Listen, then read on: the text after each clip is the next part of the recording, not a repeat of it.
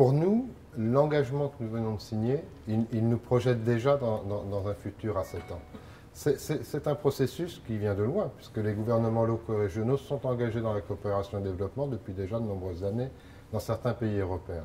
Ce que nous voulons, c'est augmenter cette capacité d'action des gouvernements locaux et régionaux et faire en sorte que dans chaque ville, dans chaque région, dans chaque province européenne, les gens se disent oui, c'est important d'être engagé dans la coopération et le développement, oui, c'est important que notre collectivité participe à la coopération et le développement, à ce grand mouvement européen qui consiste à travailler avec ses partenaires au niveau mondial et que les villes, les provinces, les régions mettent dans leur politique publique cet engagement en pratique par des actions concrètes de coopération avec leurs partenaires des pays du Sud.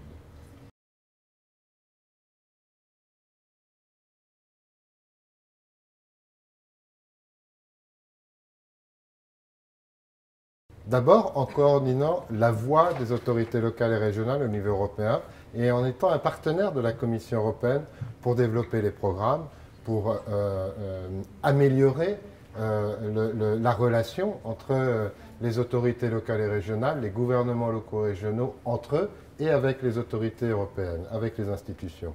Depuis 2006, il y a un certain nombre de programmes qui ont été engagés. Beaucoup de collectivités se sont engagées grâce au soutien de l'Union européenne, grâce au soutien de la Commission européenne.